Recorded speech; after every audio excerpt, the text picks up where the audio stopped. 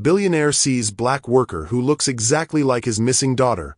What he discovers next instantly destroys him. You're nothing but a useless factory worker. Get back to your place. Supervisor Tommy Brennan's voice cut across the Detroit steel fabrication plant, causing every worker within 50 yards to stop and watch the public humiliation unfolding on the factory floor. As she lifted the steel beam with her calloused hands, Vincent was watching through the reinforced windows of his executive office, and in that instant, he crumbled, because the crescent-shaped birthmark on her shoulder was identical to the one he'd kissed goodnight 23 years ago on his missing daughter Luna. If you are enjoying this story, don't forget to hit that subscribe button, like the video and comment where you are watching from. Your support helps us bring more powerful stories. And trust me, you won't want to miss them. Now, let's continue. The 4:30 a.m. alarm shattered the silence in Kesha Washington's cramped bedroom on Detroit's east side.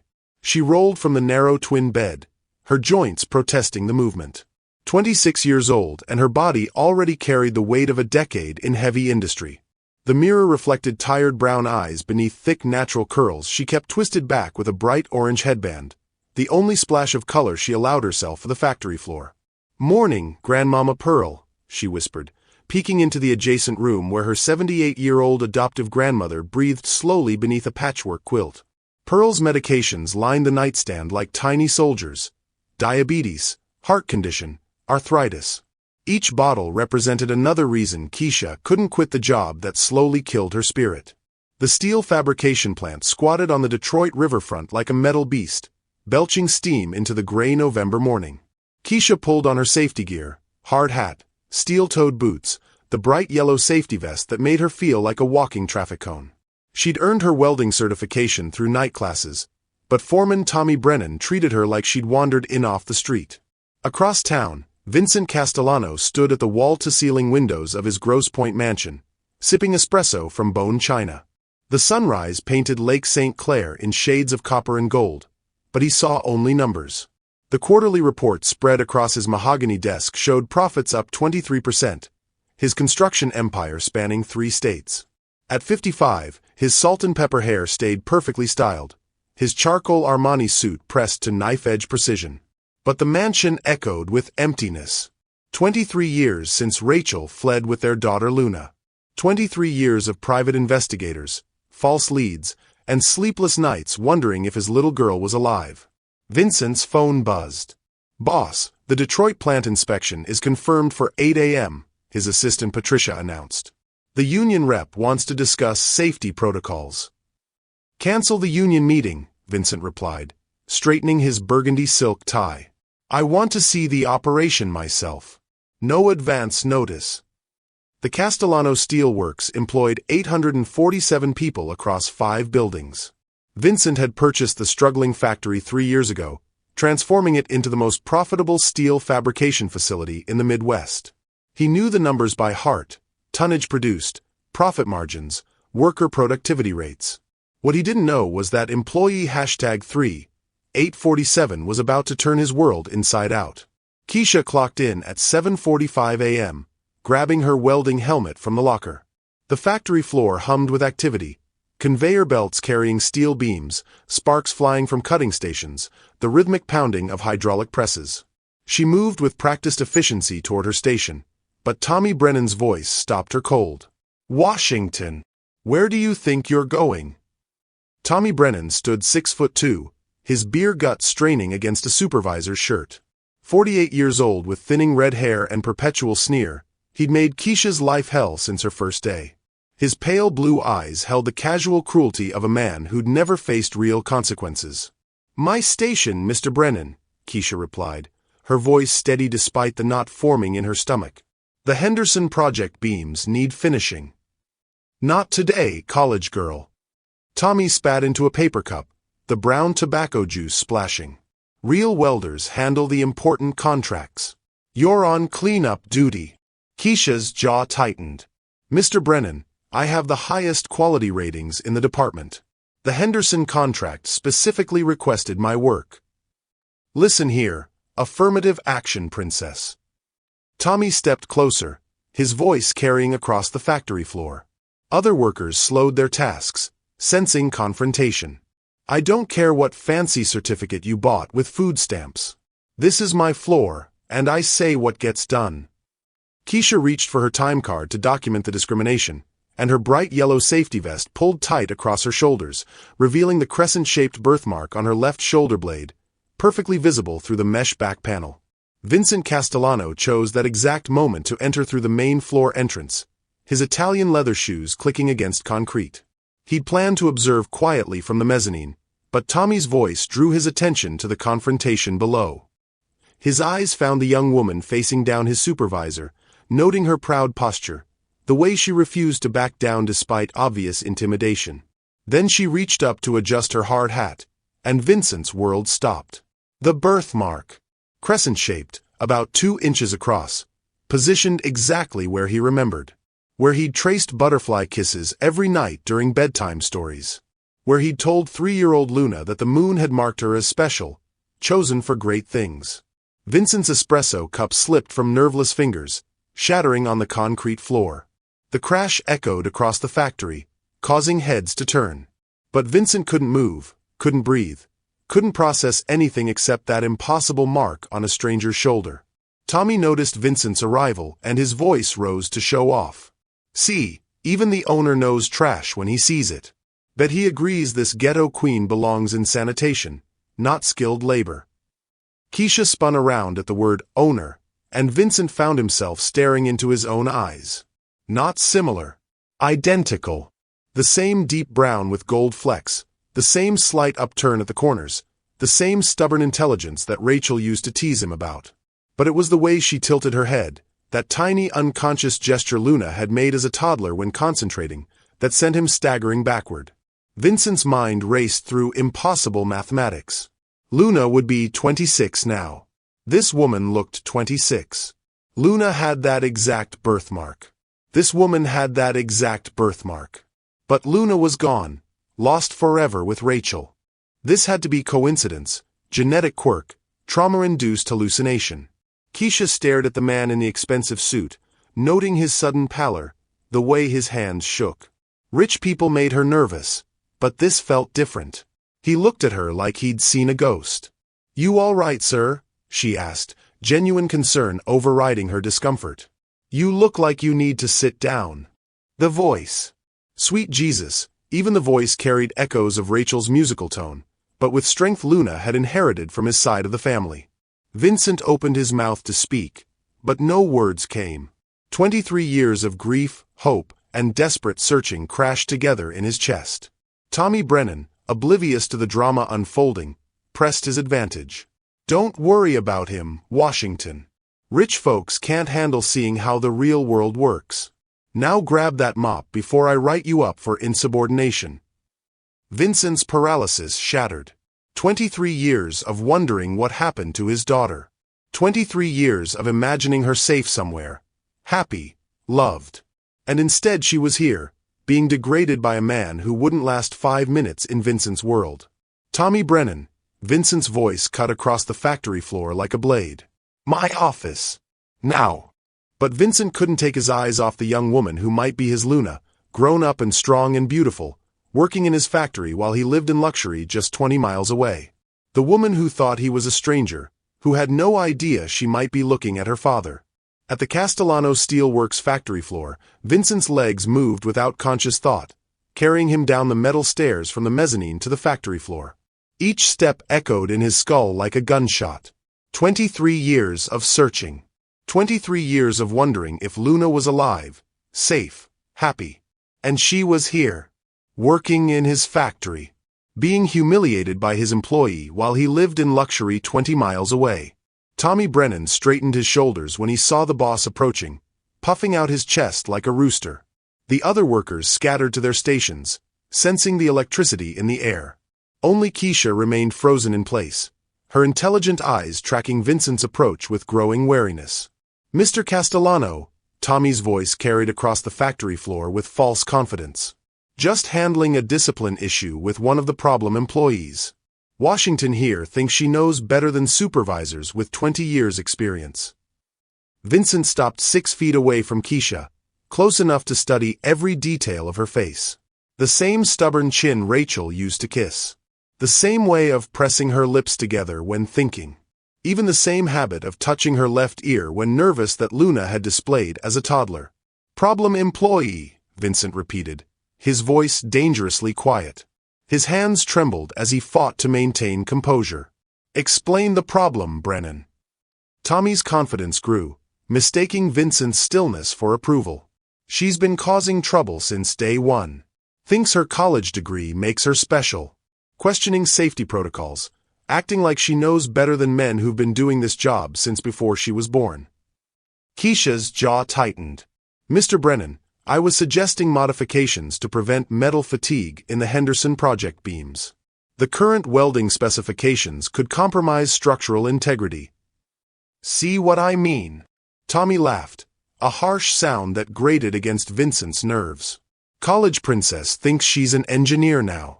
These people always think they deserve more than they've earned. The words, these people, hit Vincent like a physical blow. His daughter. Someone was calling his daughter these people, while she stood there taking it with the same dignified strength Rachel had shown when facing his business associates' wives at corporate dinners. Vincent stepped closer to Kesha, ostensibly to examine her workstation, but really to get another look at that birthmark. The crescent shape was perfect, exactly as he remembered. A wave of memories crashed over him. 3-year-old Luna in pink pajamas, giggling as he traced the mark with his finger, calling it her moon kiss because it looked like a crescent moon. What's your full name? Vincent asked Kesha directly, ignoring Tommy completely. Kesha Marie Washington, sir, she replied, her voice steady despite the obvious tension. I've been employed here for 14 months. Washington, not Castellano. But Rachel had remarried after leaving him, taken her new husband's name. Luna would have taken that name too, grown up as someone else entirely. Vincent's chest constricted as he realized his daughter had lived an entire life he knew nothing about. Your qualifications? Vincent continued, noting how she stood straighter when discussing her credentials. Associate's degree in metallurgical engineering from Wayne State, certified welder, OSHA safety certification, and I'm currently pursuing my bachelor's degree through night classes.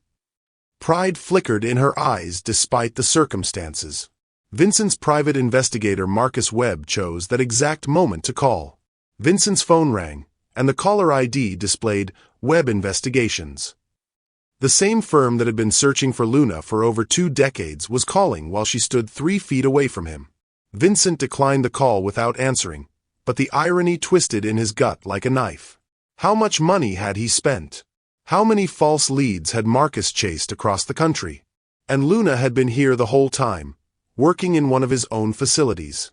Tommy misinterpreted Vincent's silence as disapproval of Kesha. See, boss? I told you she was trouble. These affirmative action hires always cause problems. They don't understand their place in the natural order. The phrase, natural order, shattered Vincent's remaining composure. He thought of Luna growing up believing her father had abandoned her. He thought of the empty nursery he'd preserved for 23 years, hoping someday she'd come home. He thought of every birthday, every Christmas, every milestone he'd missed while she worked factory jobs to survive. Natural order, Vincent repeated, his voice carrying a deadly calm that made several nearby workers stop what they were doing. Explain that phrase, Brennan. Tommy, emboldened by what he perceived as Vincent's agreement, continued his toxic monologue. You know how it is, Mr. Castellano. Some people are meant to lead, others are meant to follow. These inner-city types, they're good for manual labor, but they don't have the breeding for skilled work. It's just genetics. Kesha's hands clenched into fists, but she remained silent. Vincent saw the hurt flicker across her features before she masked it with practiced indifference. His daughter had learned to absorb racist abuse in silence. His little girl who used to ask him why the sky was blue and how airplanes stayed up had been broken down by men like Tommy Brennan.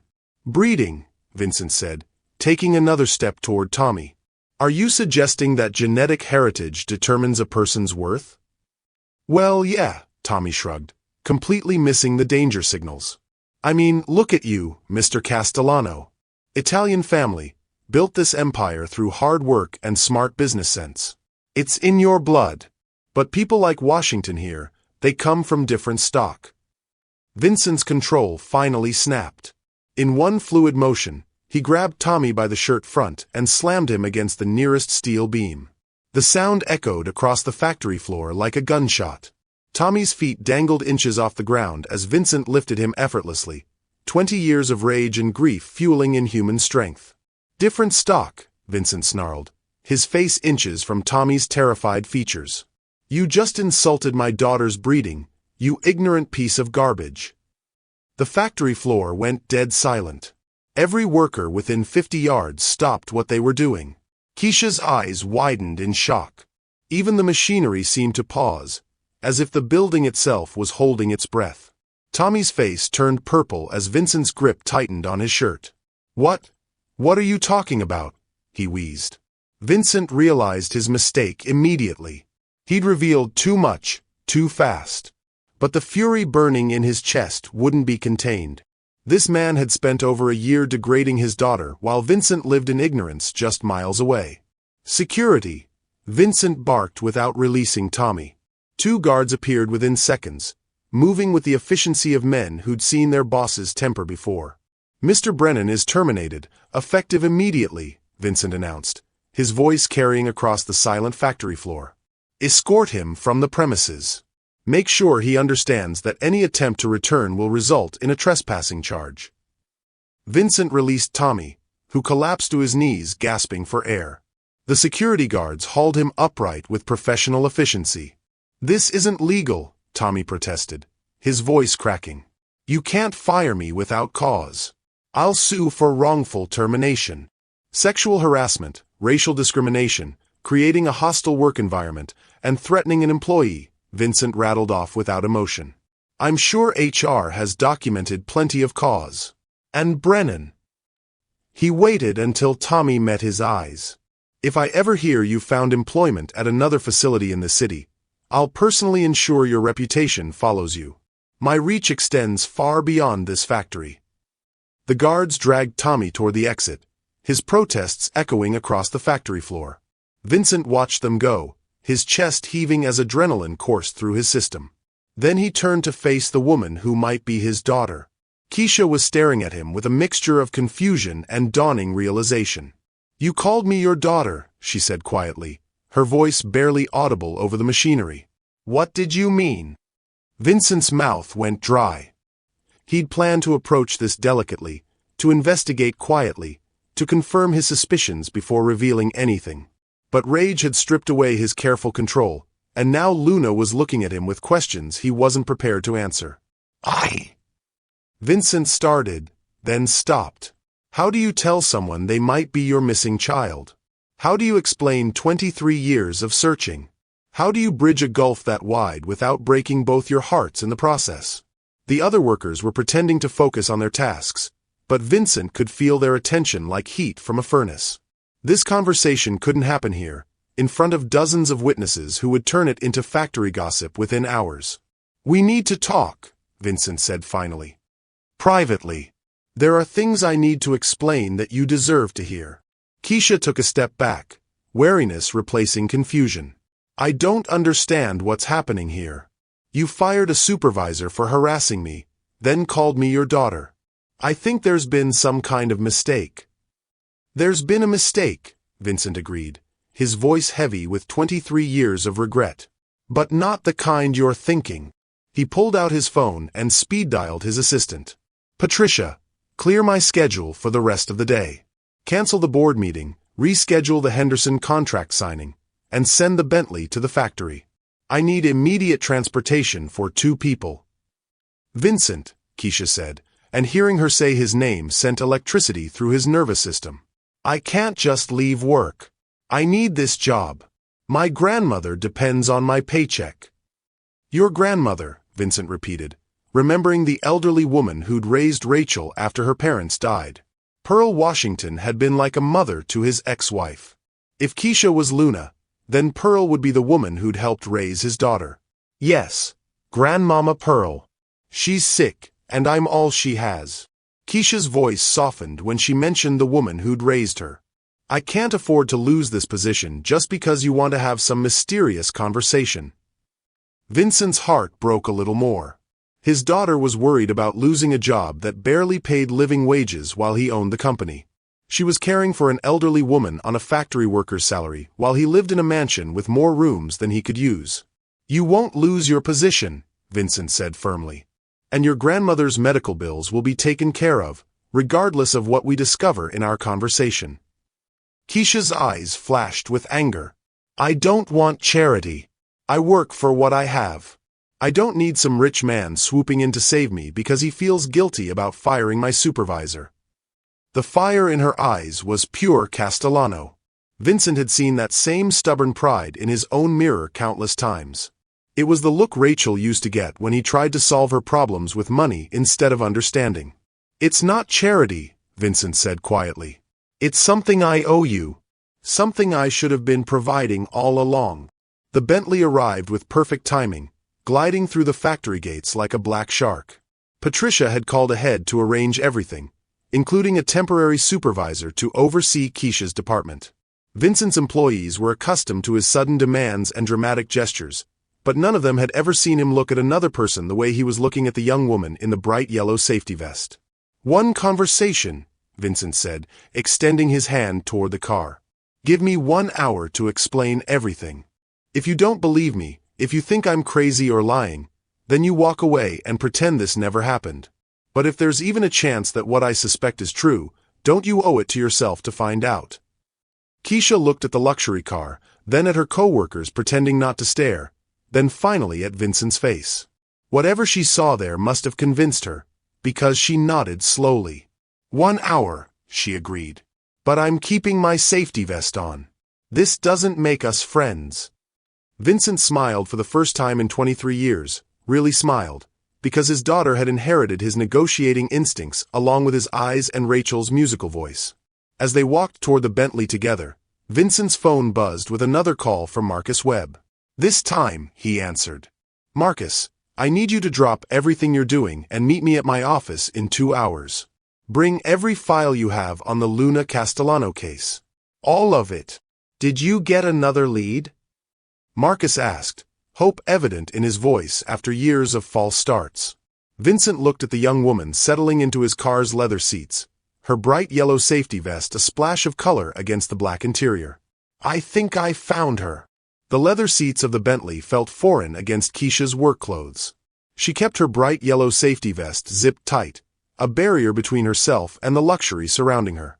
Vincent sat across from her in the spacious rear compartment, his hands folded in his lap to hide their trembling. The privacy partition separated them from the driver, creating an intimate bubble of tension. "Your grandmother," Vincent began, his voice carefully controlled. "Pearl Washington. How long have you lived with her?" Kesha's defensive walls snapped into place. Rich men didn't ask personal questions without ulterior motives. "Since I was 16. Why does that matter to you?" "Pearl raised your mother too, didn't she?" Vincent pressed, watching Kesha's face for any flicker of recognition. "Your adoptive mother, I mean." The distinction hit Kesha like a physical blow. She'd never told him she was adopted. That information wasn't in any employee file, wasn't something she shared with coworkers or supervisors. Her hands clenched in her lap as she studied Vincent's face with new wariness. "How do you know I'm adopted?" she asked, her voice sharp with suspicion. Vincent realized his mistake immediately. He'd revealed too much again, let his desperation override his caution. The truth was, he'd spent the sleepless hours after seeing her yesterday having Patricia pull every available record, but he couldn't explain that without sounding like a stalker. "Lucky guess," Vincent said weakly, then shook his head. "No, that's not honest. I had my assistant research your background after what happened yesterday. I wanted to understand why Tommy was targeting you specifically." Kesha's laugh held no humor. "You researched me? Like I'm some kind of business acquisition? What gave you the right to invade my privacy?" "Nothing," Vincent admitted, the word heavy with regret. "I had no right. But Kesha, what I discovered, it changes everything." The Bentley pulled into the parking garage beneath Castellano Tower, a gleaming 40-story monument to Vincent's success. Kesha stared up through the car's sunroof at the concrete ceiling, feeling the weight of all those floors pressing down on her. This was Vincent's world, a place where people like her cleaned offices after hours but never belonged during business hours. "I don't want to go up there," Kesha said quietly. "This feels wrong. You're my boss. I'm an employee. There are rules about this kind of thing." Vincent's chest tightened at her words. She was protecting herself with corporate protocol because she had no reason to trust him. Why would she? He was a stranger with too much money and too many secrets, asking invasive questions about her family. "You're right," Vincent said, surprising her. "This is highly irregular. But Kesha, I'm not approaching you as your employer. I'm approaching you as someone who's been searching for answers for 23 years. The elevator ride to the 38th floor passed in uncomfortable silence. Kesha kept her arms crossed, her posture screaming resistance to whatever Vincent planned to reveal. Vincent studied her profile in the elevator's mirrored walls, memorizing the curve of her jaw, the way she held her head when thinking. Everything about her radiated familiar stubbornness. Patricia stood when they entered Vincent's outer office, her professional smile faltering when she saw Kesha's work clothes. After 20 years as Vincent's assistant, she'd never seen him bring a factory employee to the executive floor. "Mr. Webb is waiting in your office," Patricia reported. "He brought the files you requested." Marcus Webb rose from the leather chair facing Vincent's desk when they entered. 62 years old with silver hair and watchful gray eyes, Marcus had been searching for Luna Castellano longer than most people stayed married. His expression shifted from professional curiosity to shock when he saw Kesha. "Vincent," Marcus said slowly, his gaze fixed on Kesha's face. "Where did you find her?" "Find who?" Kesha demanded, looking from Marcus to Vincent with growing alarm. "What is this about? I want straight answers, not cryptic comments and meaningful looks." Vincent moved to his desk safe, his fingers working the combination with practiced efficiency. Inside, wrapped in acid-free tissue, lay the remnants of his daughter's short life. Baby photos, hospital bracelets, a lock of dark hair cut on her first birthday. And at the bottom, the mate to the crescent-shaped birthmark he'd memorized yesterday. 23 years ago, Vincent began, his voice steady despite the storm in his chest. "My 3-year-old daughter disappeared with her mother. They left no forwarding address, no trace, no way for me to find them." He placed Luna's baby photo on the desk. The resemblance was unmistakable. Same eyes, same stubborn chin, same way of tilting her head when curious. Kesha stared at the image, her face draining of color. "That doesn't prove anything," Kesha whispered, but her voice lacked conviction. "Lots of children look alike."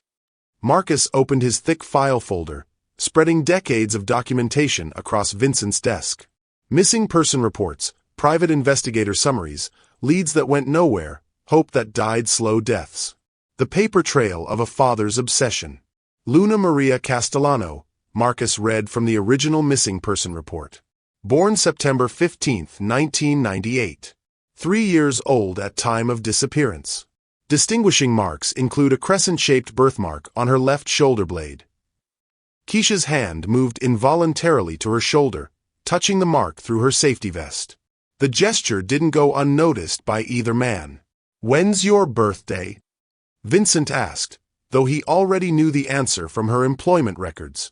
"September 15th, Kesha replied automatically, then caught herself. "But that's just coincidence. Millions of people share birthdays."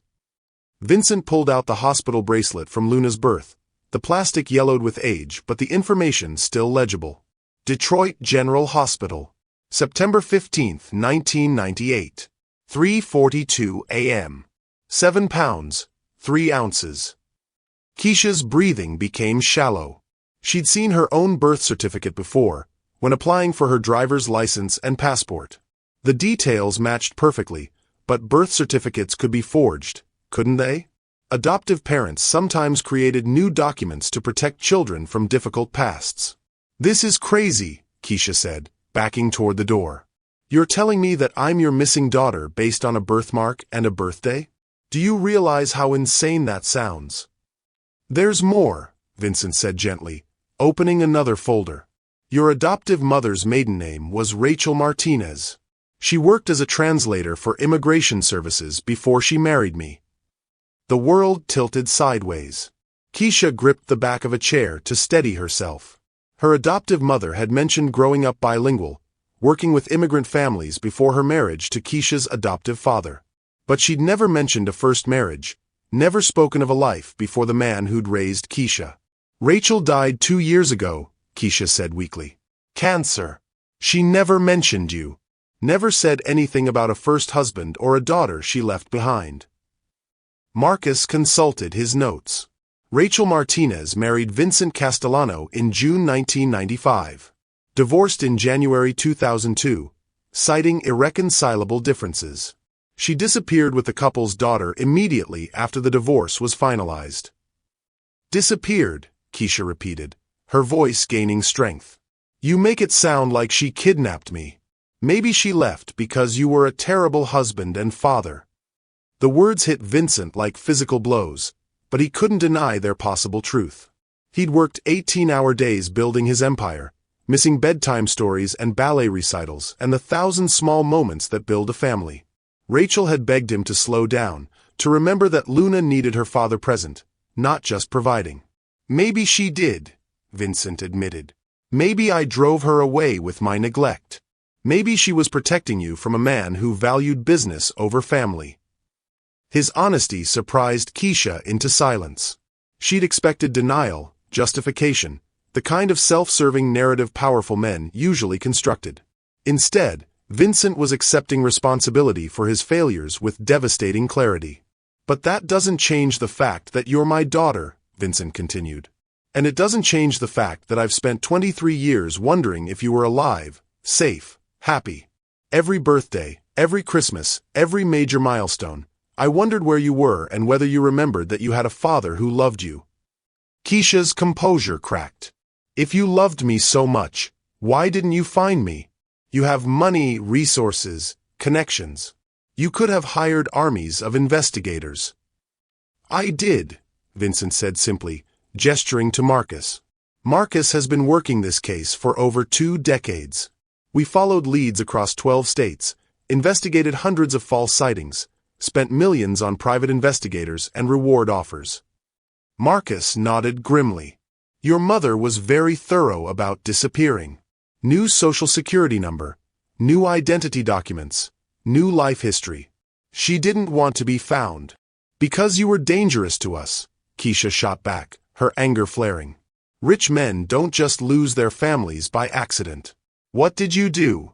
What were you involved in that made my mother run away and hide? The question hung in the air like smoke. Vincent exchanged a look with Marcus, and Kesha caught the silent communication between them. There were secrets here, dangerous ones, the kind that explained why a woman might steal her daughter and disappear rather than fight for custody through the courts. I built my business aggressively, Vincent said carefully. I made enemies.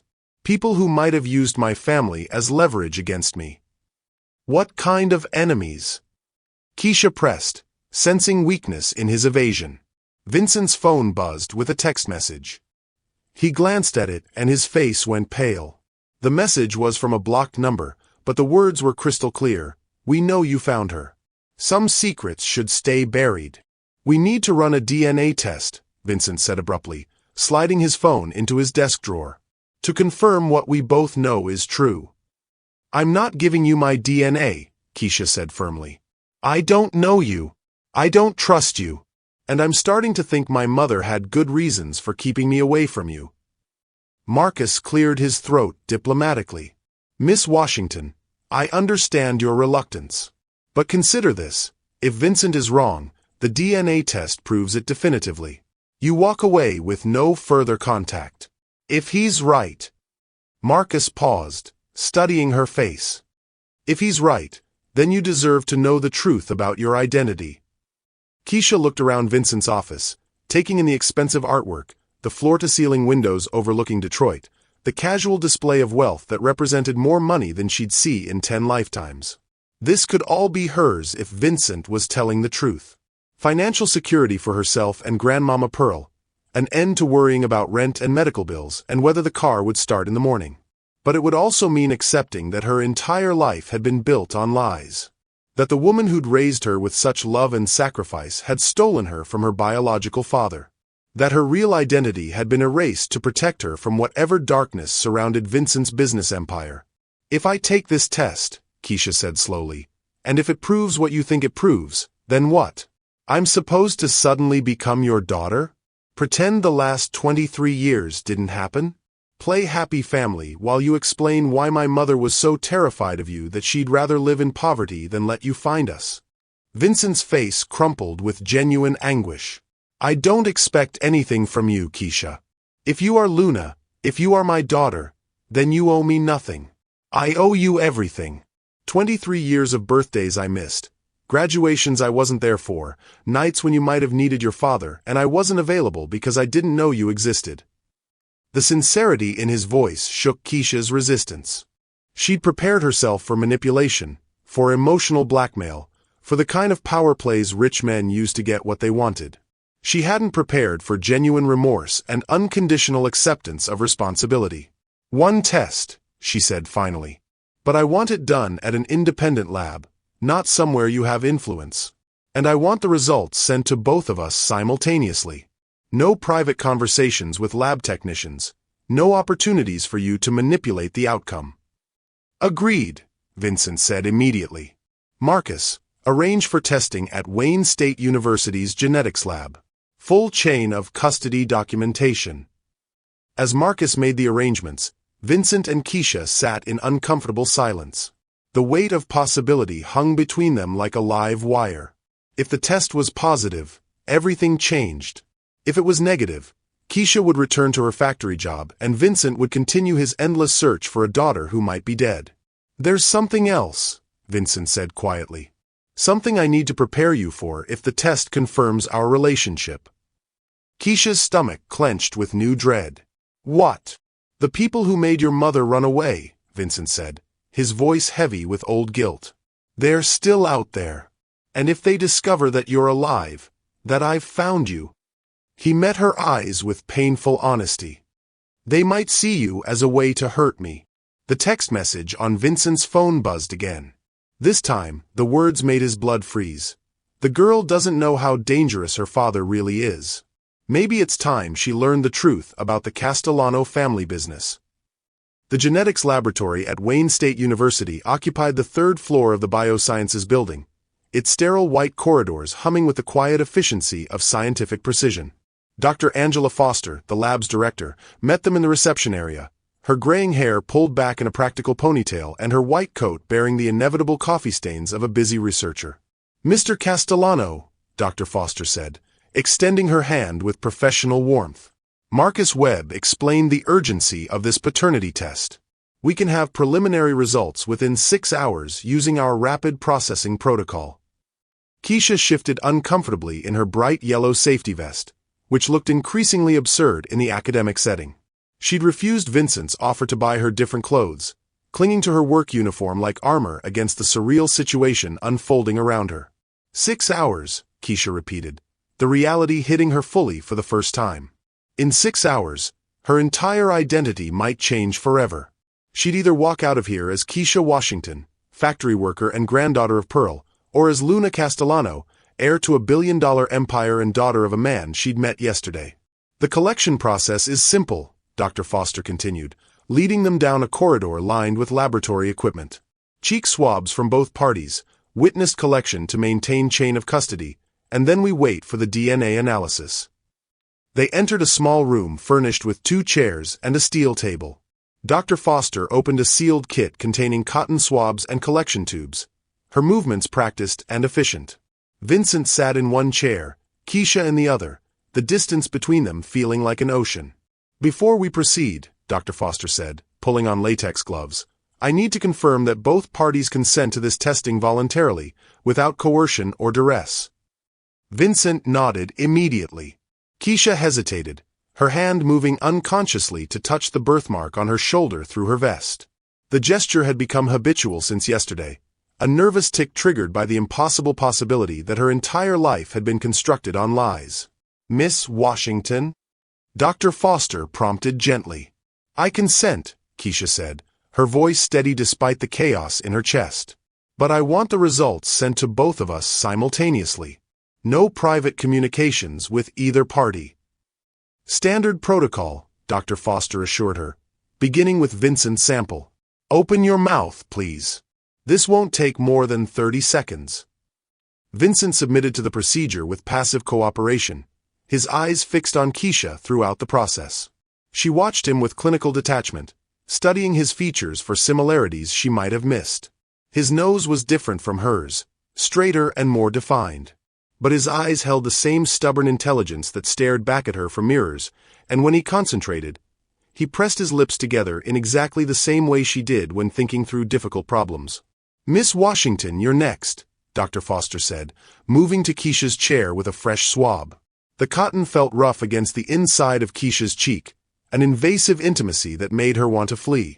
In 30 seconds, her genetic code would be extracted, analyzed, compared to the man sitting across from her. Science would provide definitive answers to questions she'd never thought to ask. Results will be available at 5:15 p.m., Dr. Foster said, sealing both samples in labeled containers. You can return then, or I can email the reports to the addresses you've provided. We'll wait, Vincent said, surprising Kesha. If that's acceptable to you, he added, looking at her directly. Kesha checked her phone. 6 hours to kill in the company of a man who might be her father, surrounded by the weight of 23 years of separation and secrets. She'd planned to go home to Grandmama Pearl, to process this madness in the familiar comfort of their small apartment. But Pearl would ask questions Kesha wasn't ready to answer, and the elderly woman's health was fragile enough without adding the shock of potential family revelations. Fine, Kesha agreed. But I'm not spending 6 hours in your office or your mansion. If we're doing this, we're doing it somewhere neutral. Vincent nodded, understanding. There's a coffee shop near campus. Quiet, public, no corporate atmosphere. The Grind occupied a converted Victorian house 2 blocks from the university, its mismatched furniture and book-lined walls creating the kind of comfortable academic atmosphere that attracted students and professors alike. Vincent looked oddly out of place in his expensive suit, but he'd insisted they come here rather than somewhere more suited to his usual social circle. They claimed a corner table near tall windows that overlooked the Detroit River. Kesha ordered black coffee and a day-old muffin, the kind of practical meal that fit her factory worker's budget. Vincent ordered the same, though she suspected he usually drank imported espresso and ate catered lunches. Tell me about Rachel, Vincent said after the server left. What was she like as a mother? The question caught Kesha off guard. She'd expected him to talk about himself, to justify his version of events or defend his character. Instead, he wanted to hear about the woman who'd taken his daughter away. She was fierce, Kesha said slowly, stirring sugar into her coffee. Protective. She worked 3 jobs to keep us afloat after my adoptive father died, never complained about being tired or stressed. She taught me that dignity wasn't about having money, it was about how you treated people. Vincent's expression grew pained. She always had strong principles. It's one of the things I fell in love with when we met. How did you meet? Kesha asked, surprising herself with genuine curiosity. She was translating for a family trying to get construction permits for a small restaurant, Vincent replied, his voice softening with memory. I was the contractor they'd hired, but there was confusion about the building codes. Rachel spent 4 hours helping us sort through the regulations, never charged a fee, just wanted to help this family achieve their dream. Kesha could picture that version of her adoptive mother, the woman who'd always stop to help elderly neighbors with their groceries or spend extra time tutoring struggling students in her ESL classes. But it was hard to reconcile that generous spirit with someone who'd stolen a child and disappeared. What went wrong? Kesha asked. Between you and her, I mean. What made her leave? Vincent stared out the window at the river, his reflection ghost-like in the glass. I was building an empire and I thought providing for you both was the same as being present for you both. I worked 18-hour days, missed your bedtime stories, forgot family dinners. Rachel begged me to slow down, to remember that you needed a father, not just a paycheck. But that doesn't explain why she ran away instead of fighting for custody. Vincent's jaw tightened. My business attracted dangerous attention. People who might have used my family as leverage. Rachel was terrified that staying meant putting you in danger. What kind of business requires that level of security? Kesha pressed. Construction companies don't usually have enemies who threaten children. Before Vincent could answer, his phone buzzed with another text message. His face went pale as he read it, and he quickly turned the screen away from Kesha's view. But she'd caught enough to see it was another message from a blocked number. Who keeps texting you? Kesha demanded. And don't tell me it's business calls. You look terrified every time your phone buzzes. Vincent hesitated, clearly debating how much truth to reveal. There are people who don't want me to find you. People who benefited from my family being broken. That's not an answer, Kesha said firmly. If I'm really your daughter, if I'm walking into your world, then I have a right to know what dangers come with it. Their conversation was interrupted by the arrival of Marcus Webb, who slid into an empty chair at their table with the casual confidence of someone accustomed to inserting himself into delicate situations. His silver hair was windblown and his usually immaculate appearance showed signs of haste. We have a problem, Marcus announced without preamble. Someone's been asking questions about today's DNA test.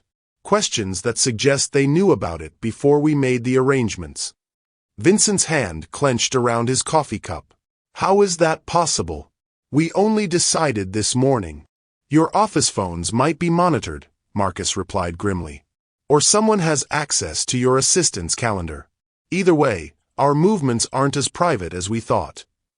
Kesha felt a chill that had nothing to do with the November weather. Monitored by whom? Why would anyone care about a paternity test? Marcus and Vincent exchanged a look heavy with unspoken history. Kesha was tired of being excluded from conversations about her own life, tired of cryptic warnings and half-explanations. Enough, she said, her voice carrying the authority she'd learned managing difficult situations at the factory. If you want me to believe I'm part of this family, then start treating me like an adult who can handle the truth. What exactly is the Castellano family business, and why does it come with bodyguards and death threats? Vincent looked around the coffee shop, noting how many people were close enough to overhear their conversation. The academic atmosphere that had seemed comfortable now felt exposed, vulnerable. Not here, Vincent said quietly. Too many ears. Then where? Kesha demanded. Your office is apparently bugged. Public places are too exposed. Where exactly can we have an honest conversation? Marcus pulled out a set of car keys. My office has been swept for surveillance devices twice this week. It's the most secure location we have available. Kesha found herself in another luxury vehicle, this time Marcus's black SUV with tinted windows and more electronic equipment than most people's homes. The private investigator's office occupied the top floor of a converted warehouse in Detroit's Corktown district, its exposed brick walls and steel beams creating an industrial atmosphere softened by expensive leather furniture and state-of-the-art security systems. Vincent's construction business is legitimate, Marcus began once they were settled in his conference room. But the money that initially funded it came from sources that attracted federal attention. What kind of sources? Kesha asked, though she was beginning to suspect she didn't want to know the answer. Import-export operations that weren't entirely focused on legal goods, Vincent said, his voice heavy with old guilt. When I was young and ambitious, I took money from investors who didn't ask questions about where their profits came from. Kesha's stomach dropped. You're talking about organized crime. I'm talking about poor judgment and desperate ambition, Vincent corrected. I needed capital to compete with established contractors, and I accepted funding from people I should have avoided. By the time I realized the full scope of their operations, I was already in too deep to walk away cleanly. So my mother ran away because you were involved with criminals, Kesha said, pieces of the puzzle finally clicking into place. She was protecting me from people who might hurt a mob contractor's family. Vincent nodded miserably. I tried to get out, to go legitimate, but they saw my family as insurance against my cooperation. Rachel begged me to choose between the business and you both. I thought I could have everything, could protect you while maintaining the partnerships that built my empire. And now they know you found me, Kesha said, understanding the morning's threatening text messages. Which means what, exactly? That they'll try to hurt me to control you. Marcus consulted his phone, his expression growing more serious. It means we need to assume your safety is compromised until we can determine how much they know and what they're planning to do about it. The weight of this new reality settled on Kesha like a heavy blanket. She'd gone from factory worker to potential heiress to criminal target in the span of 24 hours. The simple life she'd built with Grandmama Pearl, the quiet satisfaction of honest work and modest dreams, felt like it belonged to someone else entirely. "I didn't ask for any of this," Kesha said quietly. "Yesterday I was worried about making rent and paying for Grandmama Pearl's medications. Now you're telling me I need bodyguards because my biological father made deals with the mob 25 years ago." "You don't have to stay," Vincent said, his voice breaking slightly. "If the DNA test confirms what we suspect, if you are Luna, you can still walk away. I'll make sure Pearl's medical expenses are covered, that you're both protected from any fallout, but you don't owe me anything just because we share genetic material." Kesha looked at this man who might be her father, studying the genuine anguish in his features. He was offering her wealth and family and danger in equal measure, asking nothing in return except the chance to know her. It was more complicated than any decision she'd ever faced.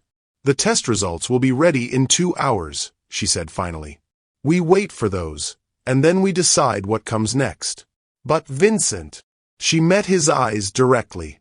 "If I am your daughter, then I need to know everything. No more secrets, no more protecting me from uncomfortable truths. If I'm going to be part of this family, then I'm going to be part of it completely." Vincent nodded, hope and terror warring in his expression. In 2 hours, he would either lose his daughter forever or gain a chance to build the relationship he'd dreamed about for 23 years. Either way, nothing would ever be the same. Marcus opened a locked filing cabinet and withdrew a thick folder marked Castellano Financial Networks 1995 to 2002. The manila envelope was worn with age and handling, its contents representing years of investigation into Vincent's business partnerships during his early empire-building phase. "Before we go further," Marcus said, spreading documents across his conference table, "you need to understand that everything I'm about to show you was obtained legally through public records, court filings, and federal investigations that were eventually dropped." Kesha leaned forward, studying bank records and corporate filings that painted a picture of Vincent's rise from struggling contractor to construction magnate. The numbers were staggering. In 1995, Vincent's company had assets of $50,000. By 2001, those assets had grown to $15 million, a rate of expansion that defied normal business growth patterns. The Torino family controlled construction contracts in 3 states, Vincent began, his voice steady but heavy with old shame. They had judges, city planners, and union leaders in their pockets. If you wanted to build anything bigger than a garden shed, you needed their approval.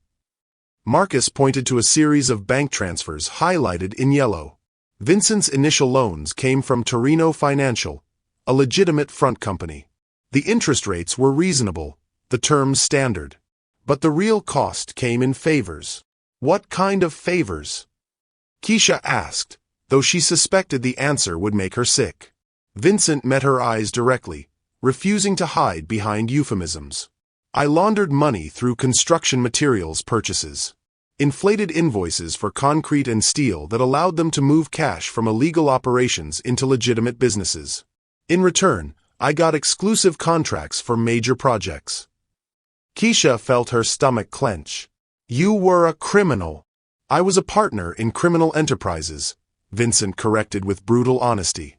"I told myself I was just taking advantage of business opportunities, but I knew where the money came from. Drug trafficking, illegal gambling, protection rackets. I knew and I didn't care because it was making me rich." Marcus opened another section of the file, revealing FBI surveillance photos from the late 1990s. Vincent looked younger in the images, his face harder, more ruthless. He was shaking hands with men whose faces Kesha recognized from news reports about organized crime trials. The FBI had been building a case against the Torino operation for 3 years, Marcus explained. Vincent wasn't their primary target, but he was definitely in their crosshairs as a key financial partner. "What changed?" Kesha asked. "You obviously didn't go to prison." Vincent's expression grew even more pained. "You changed everything. When you were born, when I held you for the first time, I realized I was building an empire on a foundation that could collapse and bury my family in the wreckage. Marcus turned to a section marked Attempted Withdrawal 2001. The documents showed Vincent's efforts to distance himself from Torino operations, to transition his business to legitimate funding sources, to break the partnerships that had made him wealthy. The Torinos didn't accept resignation letters, Vincent continued. They made it clear that my family's safety depended on my continued cooperation. That's when Rachel started finding strange cars parked outside our house, when she noticed men following her to the grocery store. Kesha studied a police report dated January 15, 2002. Rachel had called 911 to report suspicious activity around their Grosse Pointe home. The responding officers found nothing, but their report noted Mrs. Castellano's genuine fear and the legitimate security concerns surrounding her husband's business associations. She begged me to choose, Vincent said, his voice breaking slightly. The business or my family. She said she couldn't raise our daughter in a world where mob enforcers watched her playground to make sure I stayed in line. But you didn't choose, Kesha said, understanding flooding her voice. You tried to have both. Vincent nodded miserably. I was arrogant enough to think I could protect you both while maintaining the relationships that built my fortune. I hired bodyguards, installed security systems, convinced myself that I could keep you safe through money and preparation. Marcus opened a final folder, this one containing private investigator reports from the months following Rachel and Luna's disappearance. The documentation was heartbreaking in its thoroughness. Vincent had spent millions searching for them, hiring entire teams of investigators, following leads across the country. The divorce papers were filed February 1, 2002, Marcus said. But Rachel and Luna disappeared 2 weeks before the final decree. She left this. He handed Kesha a letter written in careful script on hotel stationery. The paper was yellowed with age, but the words were still legible. Vincent, Kesha read aloud, I can't let our daughter grow up in the shadow of your choices. Luna deserves a life free from the fear that has consumed our marriage. I'm taking her somewhere safe, somewhere your business partners can't find us. Don't look for us. If you truly love her, let us disappear. Tears blurred Kesha's vision as she continued reading. I know this will destroy you, and I'm sorry for that pain. But I would rather break your heart than attend our daughter's funeral. The money you've earned through those partnerships isn't worth Luna's life. Choose your empire over your family if you must, but I won't let you choose it over our child's safety. The letter was signed simply Rachel, with a postscript that made Kesha's breath catch. I will always love the man you were before the money changed you. I pray someday you can find him again. Vincent's hands shook as he took the letter back from Kesha. I've read that letter 10,000 times over the years. Every word is burned into my memory. She was protecting me, Kesha whispered, the full weight of understanding settling on her shoulders. All those years I thought I was abandoned, she was actually sacrificing everything to keep me safe. Marcus consulted his watch. The DNA results should be available in 90 minutes. But Vincent, there's something else you need to know about Rachel's disappearance. Vincent looked up sharply. What do you mean? I found this 3 days ago, Marcus said, producing a death certificate from Cook County, Illinois. Rachel Martinez Castellano died 18 months ago. Pancreatic cancer. But her obituary listed survivors differently than you'd expect. Kesha's heart hammered as she read the document. Her adoptive mother's real name, her real birth date, everything she'd known about her family's history rearranged in black and white. She never remarried, Marcus continued gently. She kept your last name legally, even after disappearing. And Kesha, she listed you in the obituary as her daughter Luna Castellano, not Kesha Washington. The room spun around Kesha as the implications hit her. She never stopped being my mother. Even after everything, even after running away to protect me, she never gave up my real identity. Vincent wiped tears from his eyes with the back of his hand. She died thinking I hated her for taking you. Died believing I chose money over family. There's more, Marcus said quietly. Rachel's personal effects were donated to charity, but I managed to track down some items that were kept by the funeral home director.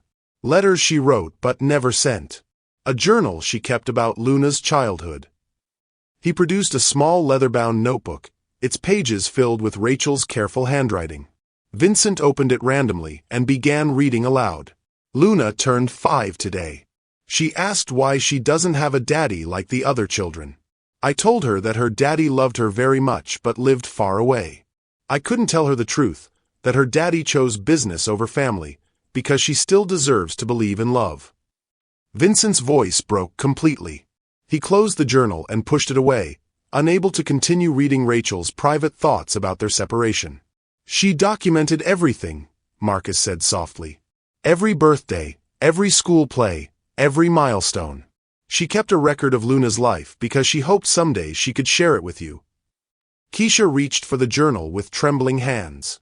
The pages contained her entire childhood from her mother's perspective. Report cards, photos, even pressed flowers from elementary school art projects. Rachel had preserved every detail of Luna's life while keeping her hidden from the father who searched for her desperately. Look at this, Kesha said, finding an entry from her 10th birthday. She wrote, Luna asked again about her father today. She's old enough now to understand that families can be complicated. I told her that sometimes parents make choices that hurt the people they love most. She said she hopes her daddy is happy, even if he can't be with us. My heart broke a little more. Vincent stood abruptly, walking to Marcus's window to stare out at the Detroit skyline. His empire stretched across the horizon, 40-story monuments to his ambition and success. But all of it felt hollow now, knowing what it had cost him. She raised our daughter to forgive me, Vincent said, his voice barely audible. Even after I chose money over family, Rachel taught Luna to hope I was happy. Kesha found another entry that made her breath catch. Luna had a nightmare about a man with kind eyes who sang her lullabies. She said he felt like home, even though she'd never met him. I think somehow she remembers Vincent from when she was very small. Part of me hopes she does. Part of me hopes she doesn't. The memories came flooding back then, triggered by her mother's words. Fragment impressions from early childhood. Strong hands lifting her toward the ceiling, a deep voice singing softly in the dark, the scent of expensive cologne mixed with construction dust. She'd always assumed these were imaginary, wishful thinking from a child who wanted a father. I do remember you, Kesha said quietly, turning to face Vincent. Not clearly, but I remember feeling safe when you held me. I remember laughing when you made silly faces during dinner. I remember someone calling me Little Moon in a voice that made everything okay. Vincent's shoulders shook with suppressed sobs. The pet name Little Moon referred to her crescent birthmark, their private joke about her being marked by celestial magic. He hadn't called anyone that in 23 years. Marcus's phone buzzed with a message from Dr. Foster. The lab is ready with preliminary results. We can head back to Wayne State whenever you're prepared. Kesha closed Rachel's journal and held it against her chest. These pages contained the bridge between her two identities, the connection between Kesha Washington and Luna Castellano. They proved that love had motivated every choice, even the ones that seemed like betrayal. Before we get those results, Kesha said, looking directly at Vincent, I need you to answer one more question honestly. If that DNA test proves I'm your daughter, are you prepared to walk away from the business relationships that tore our family apart? Are you willing to choose family over empire this time? Vincent met her gaze without flinching. I've already started divesting from any partnerships with questionable backgrounds. It's taken 3 years, but my business is completely legitimate now. No more mob connections, no more dirty money, no more choosing profit over principles. What about the threats we've been receiving? Kesha pressed. If these people are still trying to control you through intimidation, how do I know I'm not walking into the same danger that made my mother run away? Marcus answered for Vincent. The Torino family was broken up by federal prosecution 5 years ago. Most of the key players are either dead or in prison. The threats Vincent's been receiving appear to come from a different source entirely. What source? Kesha demanded. Vincent's phone buzzed with another message. This time, instead of hiding it, he turned the screen toward Kesha and Marcus. The text was crystal clear. Family reunion won't last long if you keep asking the wrong questions. Kesha felt ice water flow through her veins. Someone was watching them right now, monitoring their movements closely enough to know they were discussing Vincent's criminal past. The danger wasn't theoretical or historical. It was immediate and personal. "We need to get those DNA results," Vincent said grimly. "And then we need to figure out who's been watching us and why they don't want this family reunion to happen." At Wayne State University Genetics Laboratory, Dr. Foster held 2 sealed envelopes in her hands when they returned to the genetics lab. The afternoon light streaming through the laboratory windows had shifted to golden amber, casting long shadows across the sterile white surfaces. Kesha sat rigid in her chair, Vincent beside her, both maintaining careful distance despite the electric tension between them. "The results are conclusive," Dr. Foster announced, her professional tone unable to mask the significance of the moment. "Probability of paternity: 99.97%. Mr. Castellano, you are definitely this young woman's biological father." The words hung in the air like a physical presence. 23 years of searching, 23 years of wondering, 23 years of grief and hope and desperate longing collapsed into a single scientific certainty. Vincent's hands trembled as he accepted his copy of the report, the numbers and charts confirming what his heart had known the moment he saw that crescent-shaped birthmark. Kesha stared at her own envelope without opening it. The paper felt impossibly heavy in her hands, weighted with the power to transform her entire identity. She was Luna Castellano. The factory worker who worried about rent and her grandmother's medications was also the missing daughter of a billionaire construction magnate. "I need air," Kesha said suddenly, standing so quickly her chair scraped against the floor. "I need to think." She walked out of the laboratory, leaving Vincent and Marcus behind. The university campus stretched around her in the fading daylight, students hurrying between buildings with backpacks and coffee cups, lost in the normal concerns of academic life. Their ordinary problems seemed impossibly distant now. Vincent followed her outside, maintaining respectful distance while staying close enough to ensure her safety. The threatening text messages had made him hyper-aware of potential dangers, every shadow and parked car a possible threat. "Luna," he said softly, using her birth name for the first time since she was 3 years old. "Don't," Kesha replied, not turning around. "I'm not ready for that name yet. I've been Kesha Washington for 23 years. I don't know how to be Luna Castellano." "You don't have to be anyone but yourself," Vincent said, his voice gentle but firm. "The name doesn't define who you are. Your character, your strength, your kindness, that's all you, regardless of what you're called." Kesha finally turned to face him, tears streaming down her cheeks. "Do you know what it's like to discover your entire life has been built on lies? I spent 23 years believing my father abandoned me. I carried that rejection like a stone in my chest, convinced there was something wrong with me that made me unlovable." Vincent's heart shattered at her words. He took a step closer, his arms aching to comfort her, but knowing he hadn't earned that right yet. "There was never anything wrong with you," Vincent said, his voice breaking. "You were perfect. You are perfect. Every day for the last 23 years, I've wondered if you were safe, if you were happy, if you remembered that your father loved you more than life itself. But you didn't love me more than your business," Kesha countered, her pain raw and honest. "Rachel's letter made that clear. She begged you to choose family over money, and you couldn't do it." Vincent accepted the accusation without defense because it was true. "No, I couldn't. I was 32 years old, drunk on success, and convinced I could have everything. I thought I could protect my family while maintaining the relationships that built my fortune. I was wrong, and that mistake cost me everything that mattered." Kesha studied his face, searching for signs of the man Rachel had fallen in love with before money changed him. She found unexpected vulnerability there, genuine remorse mixed with desperate hope.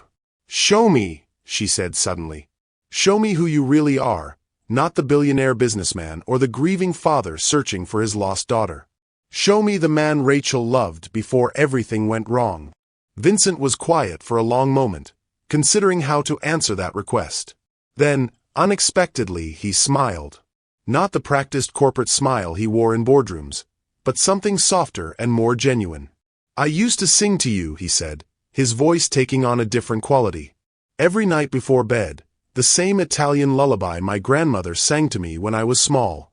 You would giggle and ask me to sing it again, even when you were too tired to keep your eyes open. The memory hit Kesha with unexpected force.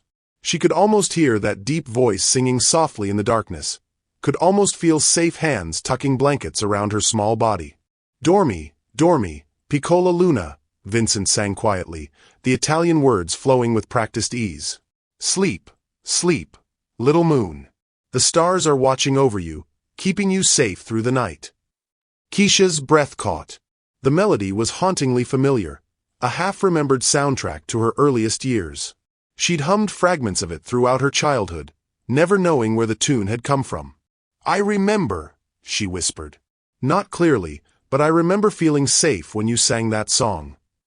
Vincent's eyes filled with tears. You called it the Moon Song because of your birthmark. You said the crescent on your shoulder proved you belonged to the Moon family. More memories surfaced, triggered by his words. Birthday cakes with too many candles, strong arms lifting her high in the air, the smell of sawdust and cologne that meant safety and home. The impressions were fragmentary but unmistakably real. There's something else, Vincent said, pulling out his phone. Something I've carried with me every day since you disappeared. He showed her a photo saved as his phone's wallpaper. 3-year-old Luna sat on his shoulders in the construction site that would become his first major building. She wore a tiny pink hard hat and a huge smile, her small hands gripping Vincent's hair for balance. Both father and daughter looked completely happy. You insisted on visiting every job site, Vincent said, his voice warm with memory. You wanted to understand how buildings grew from the ground up. You asked 1,000 questions about concrete and steel and why some walls were stronger than others. Kesha stared at the photo, seeing herself in that fearless little girl who demanded to understand how the world worked. That curiosity had driven her through engineering school, through the challenges of working in male-dominated industries, through every obstacle she'd faced in building her career. You gave me that, she said, understanding flooding her voice. The need to know how things work, the refusal to accept simple answers. That came from you. And the strength to stand up to bullies like Tommy Brennan came from your mother, Vincent replied. Rachel never backed down from injustice, never let anyone make her feel less than she was. You have the best of both of us. They walked slowly across campus as darkness fell, sharing fragments of recovered memories and building bridges between past and present. Vincent told her about the nursery he'd preserved in his mansion, kept exactly as it was the day she disappeared. Kesha described growing up in Detroit's East Side, the struggles and small victories that had shaped her into the woman she'd become. Grandmama Pearl, Kesha said suddenly, remembering the elderly woman waiting at home. She must have known. All these years, she must have known who I really was. We need to see her, Vincent agreed. She's the link between your two identities, the person who helped Rachel keep you safe. Marcus appeared beside them, his expression tense with new urgency. We have a problem. 3 black SUVs have been circling the campus for the last 20 minutes. Professional surveillance, not casual observers. Vincent's protective instincts flared immediately. How do you know they're watching us? Because they've maintained visual contact while staying far enough away to avoid detection by amateur eyes. These are professionals, Vincent. And they're not interested in campus security. Kesha felt fear spike through her newfound happiness. The fairy tale reunion was colliding with harsh reality. Someone didn't want the Castellano family to reconnect, and they were willing to use intimidation to prevent it. My car is in the faculty parking lot, Marcus said, pulling out his keys. We can reach it without exposing ourselves in open spaces. As they hurried across campus, Vincent's phone buzzed with another threatening message. This one was different, more specific and significantly more terrifying. Luna Castellano died 23 years ago. Keep her buried or you'll both join Rachel. Vincent showed the message to Marcus, who immediately called someone on his encrypted phone. This is Webb. I need immediate backup at Wayne State University, faculty parking lot. 3 hostiles in black vehicles, potential kidnapping situation.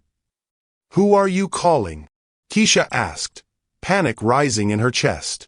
Private security firm, Marcus replied grimly. ex-military personnel who specialize in protecting people from exactly this type of threat. They reached Marcus's SUV without incident, but Vincent noticed the 3 black vehicles repositioning themselves to block potential exit routes. These weren't random criminals or opportunistic kidnappers.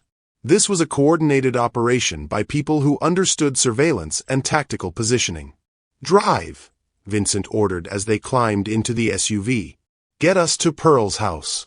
If someone's targeting Luna, they might go after the woman who raised her."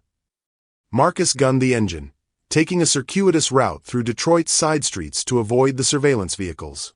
But Vincent's phone continued buzzing with increasingly specific threats. Someone knew exactly where they were going and what they planned to do. "They're not just watching us," Vincent realized, reading the latest message. "They have access to our communications, our plans, maybe even our location data." "Then we turn off all electronic devices," Marcus said, pulling his SUV into an alley behind a closed restaurant. "Right now. Everything off. Batteries out if possible." They powered down their phones and removed the batteries, the sudden digital silence feeling both liberating and terrifying. Without GPS or communication devices, they were cut off from help but also invisible to electronic surveillance. "There's something you need to understand," Vincent said to Kesha as Marcus resumed driving through darkened streets. "The people sending these threats aren't connected to my old business partnerships. The Torino family is history. This is something new, someone who has their own reasons for wanting our family to stay separated." "What kind of reasons?" Kesha asked, though she suspected the answer would be complicated and dangerous. "I don't know yet," Vincent admitted. "But I intend to find out. Because Luna, you are my daughter, and I've already lost you once. I won't let anyone take you away from me again." Kesha felt a warmth spread through her chest at his words. For the first time since learning the truth, she allowed herself to feel what it meant to have a father who would fight for her, protect her, choose her over his own safety. "Vincent," she said, using his first name deliberately. "When this is over, when we figure out who's threatening us and why, I want to try. I want to learn how to be your daughter." Vincent's eyes filled with tears as he reached over and squeezed her hand. "I want to learn how to be your father. The father I should have been 23 years ago."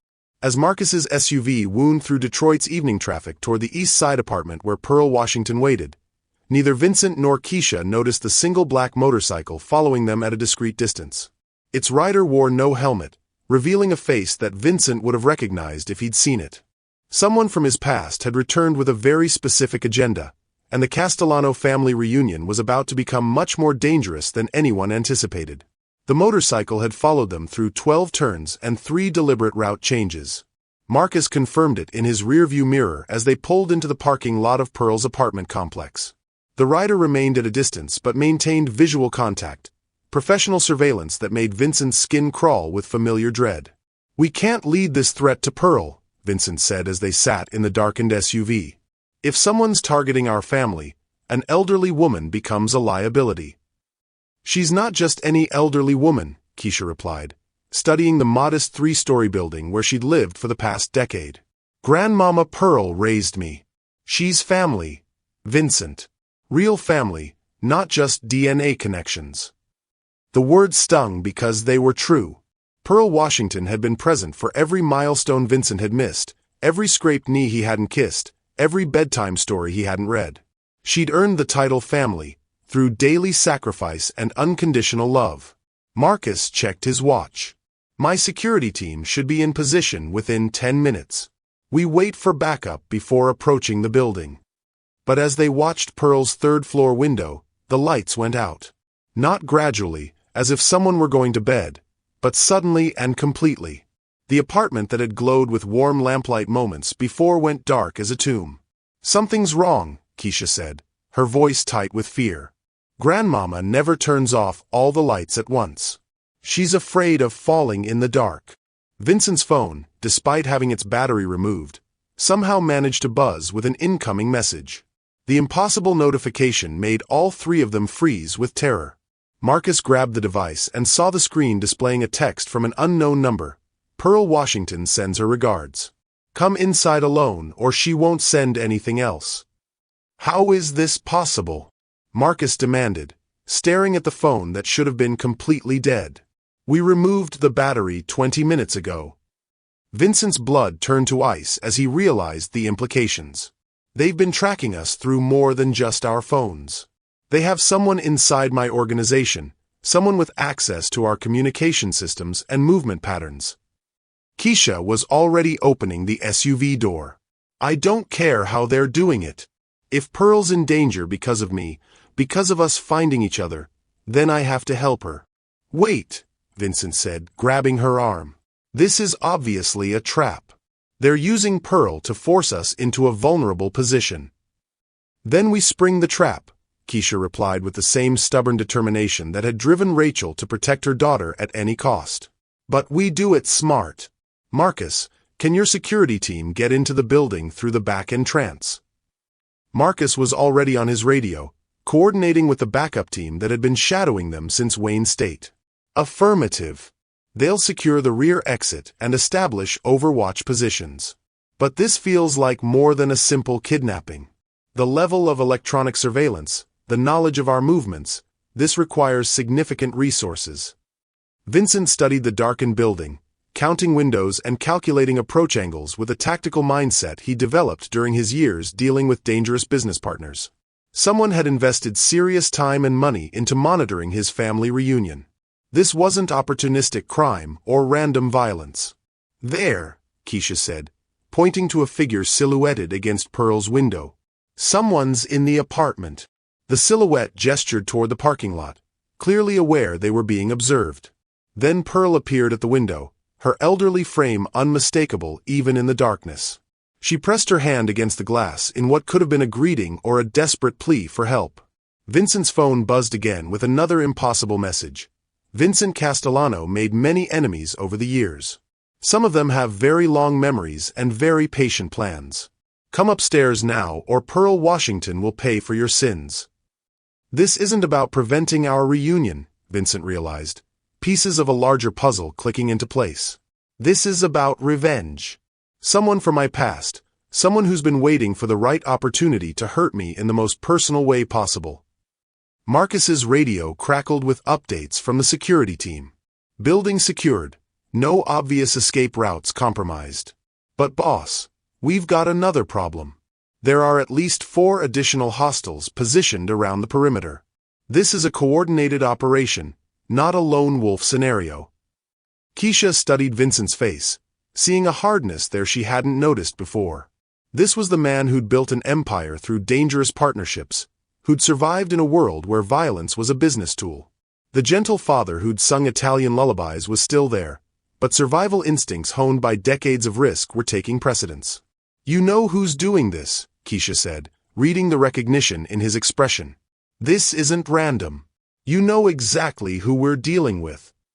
Vincent nodded grimly. Antonio Torino. Salvatore Torino's younger brother. I thought he was dead. The mob family you used to work with? Marcus asked, his voice sharp with new understanding. I thought federal prosecution destroyed their organization 5 years ago. It did, Vincent confirmed. Salvatore died in prison. Most of the key lieutenants were killed or incarcerated. But Antonio was always the smart one, the careful one. If he survived, if he's been planning revenge all these years. Vincent's phone displayed another message that confirmed his worst fears. You destroyed my family, Vincent. You testified against my brother, put him in prison to die.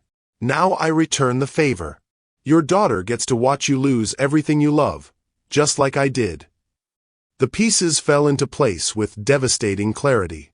Vincent's transition to legitimate business hadn't been entirely voluntary.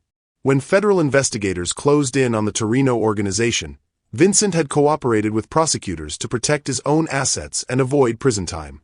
His testimony had been instrumental in convicting Salvatore Torino and dismantling the crime family's operations. You were a federal witness, Kesha said, understanding flooding her voice. That's why Rachel really ran away. Not just because you were involved with criminals, but because you betrayed them. She knew they'd come for revenge eventually. Vincent's face crumpled with shame and regret. I thought cooperation was the only way to protect our family. I gave the FBI everything they needed to prosecute the entire organization. But I never knew about Antonio, never realized Salvatore had a brother who escaped the federal sweep. Marcus checked his equipment, preparing for what was clearly going to be a violent confrontation. How do we handle this? Antonio has Pearl, he has tactical advantages, and he's had years to plan this revenge. We give him what he wants, Vincent said quietly. Me. I go upstairs alone, face whatever consequences my choices deserve. But first, Kesha gets clear of this situation. This is my past, my mistakes. She doesn't pay for crimes committed before she was even born. Absolutely not, Kesha replied with fierce determination. I just found my father. I'm not losing him to some mob vendetta from 20 years ago.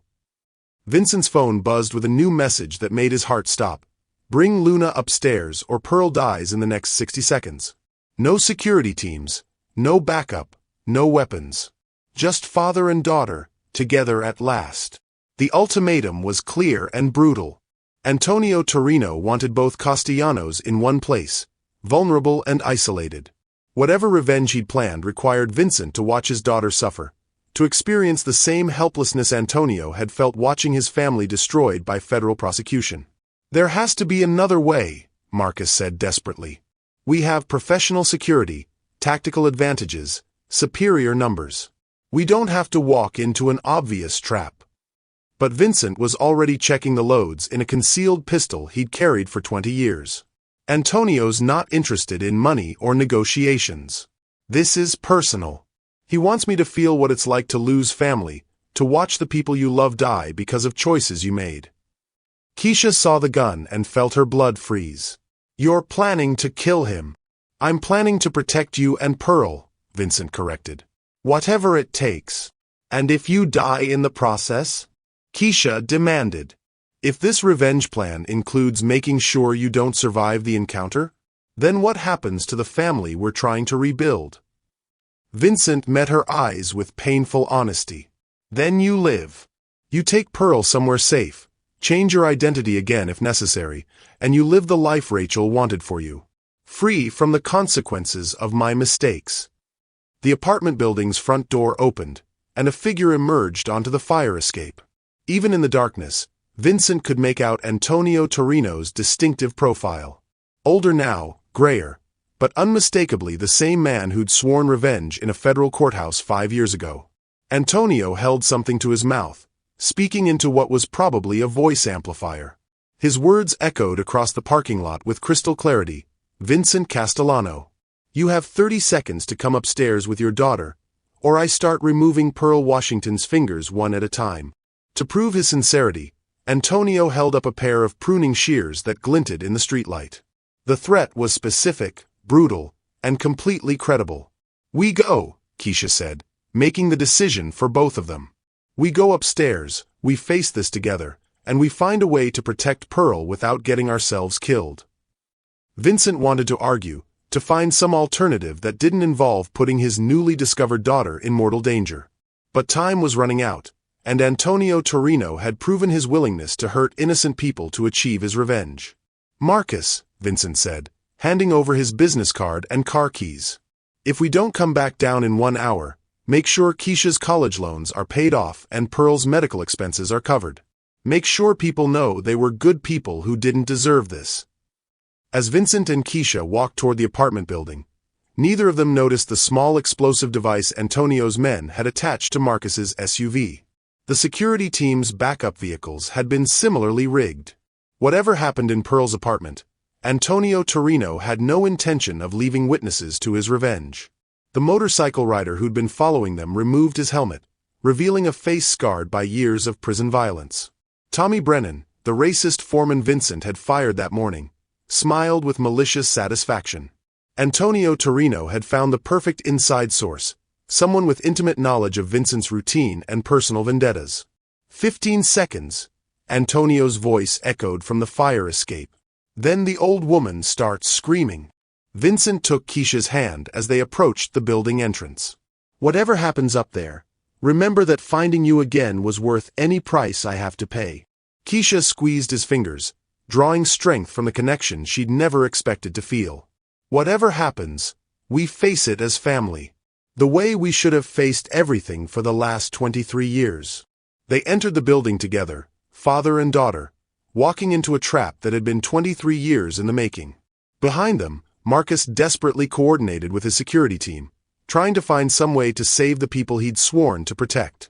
But Antonio Torino had spent 5 years planning this revenge, and he'd accounted for every variable except one. He'd underestimated the bond between a father who'd lost everything and a daughter who'd finally found where she belonged. In Pearl Washington's apartment building, the stairwell reeked of decades of cooking smells and cigarette smoke, each step echoing in the narrow space as Vincent and Kesha climbed toward the confrontation that would determine whether their family survived its first day together. Vincent's hand rested on the concealed pistol beneath his jacket, but he knew Antonio would have anticipated weapons. This wasn't about firepower. This was about psychology, about making Vincent experience the same helplessness Antonio had felt watching his family destroyed. "Doors open," Kesha whispered as they reached the third-floor landing. Pearl's apartment door stood ajar, warm light spilling into the hallway from the living room beyond. No sounds came from inside, which was somehow more terrifying than screams would have been. Vincent pushed the door open slowly, keeping Kesha behind him. The familiar apartment looked exactly as it had during his brief visit years ago when he'd hired Marcus to investigate every possible connection to Rachel and Luna. Pearl's collection of family photos covered one wall, chronicling Kesha's growth from childhood through college graduation. Vincent's heart clenched seeing the milestones he'd missed, the proud moments he should have shared. "Come all the way in," Antonio Torino's voice called from the kitchen. "Close the door behind you. We don't want to disturb the neighbors with what comes next." They entered the living room to find Pearl Washington sitting in her favorite armchair, her hands zip-tied to the armrests but otherwise appearing unharmed. Her eyes were alert and angry rather than fearful, the same stubborn strength that had helped her raise Kesha through poverty and hardship. Antonio stepped out of the kitchen, and Vincent was shocked by how much 5 years in hiding had changed him. The man who'd once been Salvatore's charming younger brother now carried visible scars from whatever violence had marked his years underground. His left hand was partially missing 2 fingers, and burn scars climbed his neck like twisted rope. "Vincent Castellano," Antonio said, his voice carrying the weight of 5 years' worth of accumulated hatred. "You look prosperous. Success suits you. Must be nice, building your empire on my family's graves." "Let Pearl go," Vincent said, keeping his voice steady. "Your problem is with me, not with innocent people." "Innocent?" Antonio laughed, the sound harsh and bitter. "You think anyone connected to your family is innocent? You destroyed my brother, sent him to die in federal prison, scattered my cousins to the wind. Now you get to watch your family crumble the same way." Kesha stepped forward, her voice calm but firm. "Mr. Torino, I understand you're angry about your brother. But I was 3 years old when whatever happened between you and Vincent took place. Pearl raised me after my mother died. We're not your enemies." Antonio's scarred face twisted with something that might have been sympathy before hardening back into hatred.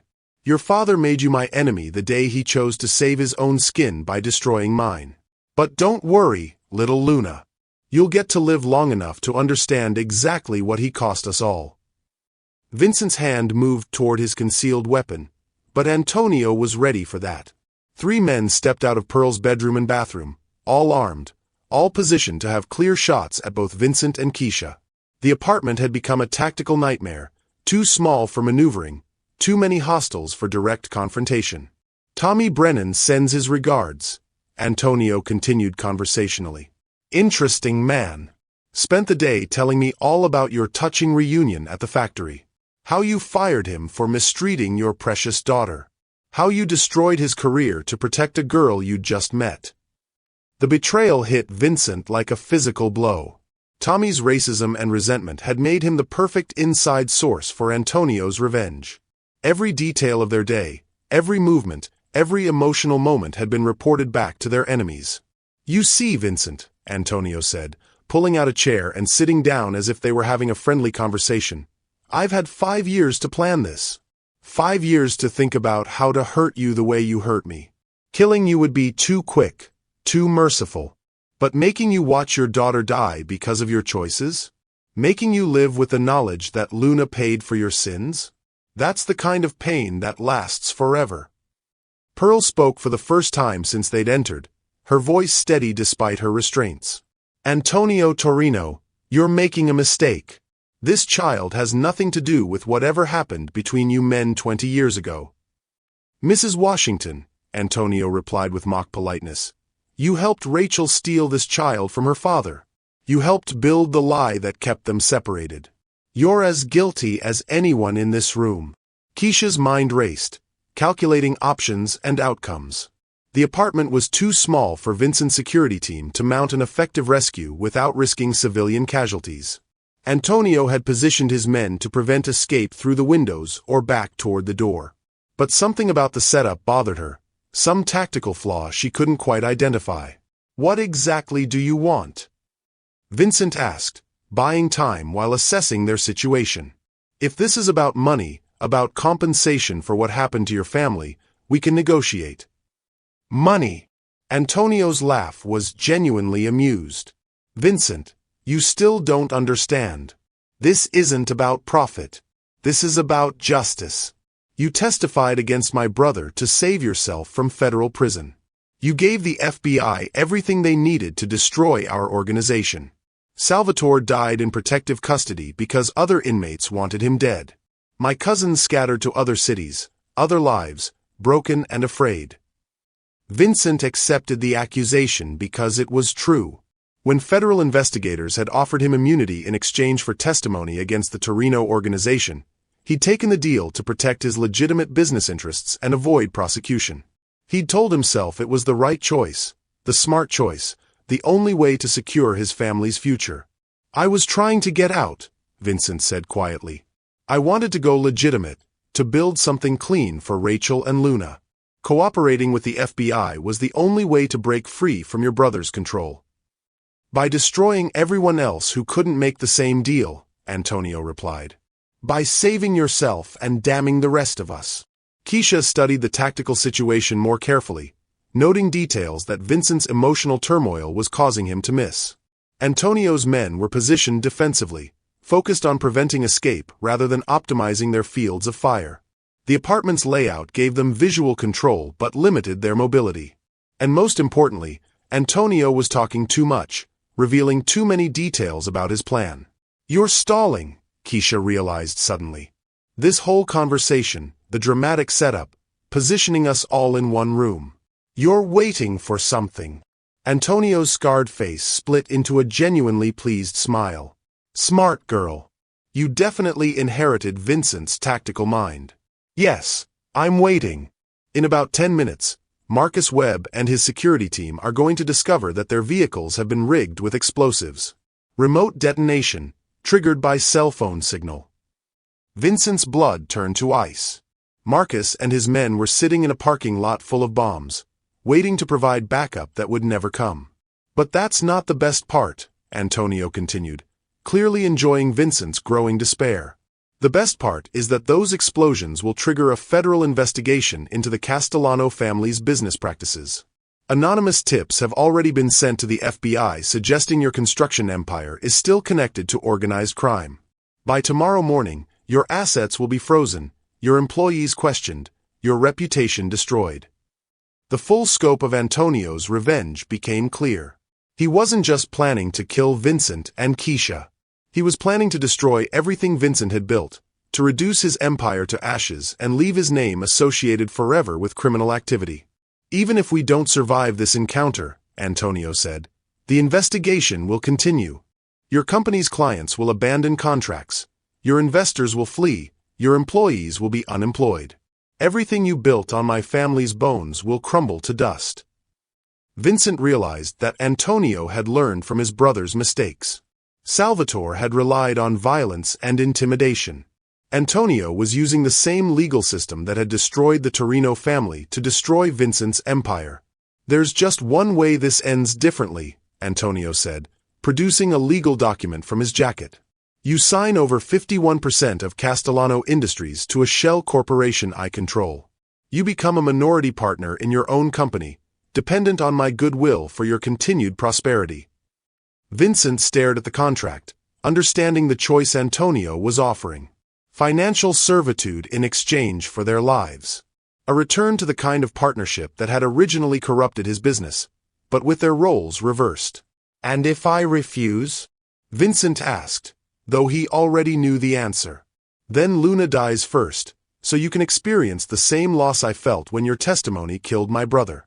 Then Pearl dies, so you understand what it means to destroy innocent people. Then you die, knowing that everything you built will be investigated and destroyed anyway. The apartment fell silent except for the ticking of Pearl's old mantel clock. Outside, car engines started in the parking lot as Marcus's security team prepared for an assault that would trigger the explosive devices attached to their vehicles. Vincent looked at his daughter, seeing Rachel's determination mixed with his own tactical intelligence. She met his eyes and gave an almost imperceptible nod, communicating without words the way family members do in crisis situations. I need a pen, Vincent said, reaching for the contract. Antonio smiled with savage satisfaction, producing a gold fountain pen from his jacket. Smart choice, Vincent. You always were better at calculations than honor. But as Vincent reached for the pen, Kesha made her choice. She'd spent her entire life believing her father had abandoned her family. Now she understood he'd made difficult choices trying to protect them from exactly this kind of situation. Whatever happened next, they would face it together. Antonio, Kesha said, her voice carrying Pearl's strength and Rachel's courage, you made one mistake in your perfect revenge plan. What's that, little Luna? You assumed my father would choose his empire over his family again. But he already lost us once because of that choice. He won't make the same mistake twice. Vincent smiled, understanding flooding his face as he grasped what Kesha was telling him. The contract, the threats, the elaborate revenge scheme all depended on Antonio believing that Vincent valued his business more than his relationships. She's right, Vincent said, putting the contract down and signed. 23 years ago, I chose money over family and lost everything that mattered. I won't make that choice again. Antonio's confidence wavered as he realized his psychological leverage was crumbling. You're bluffing. No one walks away from a billion-dollar empire. Watch me, Vincent said, pulling out his concealed pistol in one fluid motion. The next 60 seconds would determine whether the Castellano family's reunion lasted longer than their first day together. The ultimate choice is here. Family over empire, love over money, the chance to get it right this time. Pearl's apartment erupted into chaos as Vincent's pistol cleared his jacket. Antonio's men reacted with professional speed, but the confined space worked against them. In the narrow living room, their positioning that had seemed tactically sound became a liability. They couldn't fire without risking hitting each other or their boss. Kesha moved at the same instant as her father, not toward cover but toward Pearl's chair. She'd spent years working construction sites where split-second decisions meant the difference between safety and disaster. While Vincent engaged Antonio's attention, she used a ceramic lamp base to shatter the zip ties holding Pearl's wrists. Kitchen window, Pearl whispered urgently as Kesha freed her hands. Fire escape leads to the alley behind the building. But before they could move toward escape, Vincent's voice cut through the confusion. Nobody moves. Antonio, tell your men to lower their weapons or I put a bullet in your chest right now. The standoff was delicate and deadly. Vincent had his pistol trained on Antonio's center mass, but 3 armed men had clear shots at him from different angles. One wrong move from anyone would turn Pearl's living room into a slaughterhouse. You're bluffing, Antonio said, but uncertainty flickered in his eyes. You won't risk your daughter's life for some misguided heroics. Try me, Vincent replied, his voice carrying the cold certainty of a man who'd already lost everything once. 23 years ago, I chose wrong. I chose money over family, empire over love. I won't make that mistake again. Outside, the sound of car engines revving suggested Marcus's security team was preparing to move. Vincent's heart hammered with the knowledge that those vehicles were rigged with explosives, that good men were about to die because they tried to help him reconnect with his daughter. Kesha, Vincent said without taking his eyes off Antonio, take Pearl and get out of here. Use the fire escape, get to the street, Find Marcus and tell him to evacuate the parking lot immediately." "I'm not leaving you," Kesha replied with fierce determination. "We found each other again. I won't lose you to some 20-year-old vendetta." Pearl Washington, despite being 78 years old and recently tied to a chair, proved she still had surprises left. She grabbed the heavy cast-iron skillet from her kitchen counter and swung it with surprising force into the knee of the nearest armed man. The impact sent him crashing into Pearl's dining table, his weapon skittering across the floor. The momentary distraction was all Vincent needed. He shifted his aim and put a bullet through the shoulder of the second gunman, spinning him around and sending his pistol flying. But the third man managed to get a shot off, the bullet splintering the wooden door frame inches from Kesha's head. Antonio used the chaos to dive behind Pearl's couch, shouting orders to his remaining men. "Kill them all! Burn this whole building down if you have to." Vincent realized with crystal clarity that conventional tactics wouldn't work in this situation. Too many innocent people were at risk, too many variables beyond his control. But there was one choice he could make, one sacrifice that might save the people he loved. "Antonio!" Vincent called out, his voice carrying across the apartment. "You want revenge? You want me to pay for destroying your family? Fine. Let's make a deal." "No deals," Antonio shouted back. "No negotiations. Just blood and fire until everyone pays." But Vincent was already moving, grabbing the unsigned contract from Pearl's coffee table. In one fluid motion, he signed his name across the bottom and held the document above his head. 51% of Castellano Industries, Vincent announced. "Everything you wanted. The contract is signed, witnessed, and legally binding." The apartment fell silent except for the groans of wounded men and Pearl's labored breathing. Antonio's scarred face appeared above the couch back, his eyes fixed on the signed contract with hungry fascination. "You're lying," Antonio said, but hope crept into his voice. "Some desperate trick to buy time." "No tricks," Vincent replied, placing the contract on Pearl's coffee table where everyone could see it. "You win, Antonio. You get everything you wanted. Control of my company, revenge for your brother's death, the satisfaction of watching me lose my empire." Kesha stared at her father with a mixture of admiration and heartbreak. In the span of 24 hours, he discovered his missing daughter and then given up his life's work to protect her. The man who'd once chosen money over family had just chosen family over everything else. "But there's one condition," Vincent continued, his pistol still trained on Antonio's position. "My daughter and Pearl walk out of here safely. No pursuit, no retaliation, no further threats. You have what you came for." Antonio stood slowly, his own weapon lowered but ready. "And you? What happens to Vincent Castellano after he signs away his empire?" "I disappear," Vincent said simply. "New identity, new life, far away from Detroit and everything I built here. You'll never see me again, and I'll never interfere with your operation of Castellano Industries." The offer hung in the air like smoke from gunpowder. Antonio had achieved everything he'd dreamed of during 5 years of planning revenge. Financial control, public humiliation, and the satisfaction of watching his enemy lose everything that mattered. "Deal," Antonio said finally, holstering his weapon. "But if you ever come back, if you ever try to reclaim what you've lost, I'll hunt you down and finish what we started here tonight." Vincent nodded, understanding the terms completely. He was trading his empire for his daughter's safety, his fortune for her freedom. It was the choice Rachel had begged him to make 23 years ago, and he was finally wise enough to make it. But Kesha had other plans.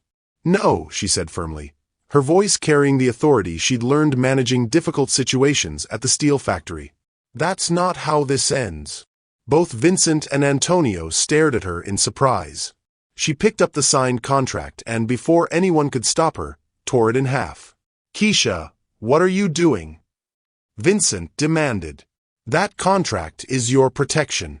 "That contract is a lie," Kesha replied, her voice steady despite the chaos surrounding them.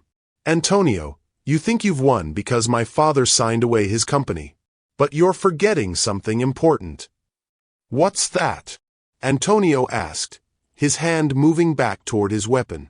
Kesha smiled with the same confidence that had helped her face down racist supervisors and impossible odds throughout her career. I'm a trained engineer with a degree in metallurgy and construction management. I know how buildings are put together, how they're designed to withstand stress and pressure. And most importantly, I know how they fail. She pointed toward Pearl's kitchen window, where the sound of sirens was growing louder. Those explosives you attached to Marcus's vehicles? They're positioned wrong. Too close to the building's natural gas lines, not far enough from the electrical transformers that power this entire block. Antonio's confidence wavered as he realized what she was implying. If those bombs go off, Kesha continued, they won't just kill Marcus and his security team.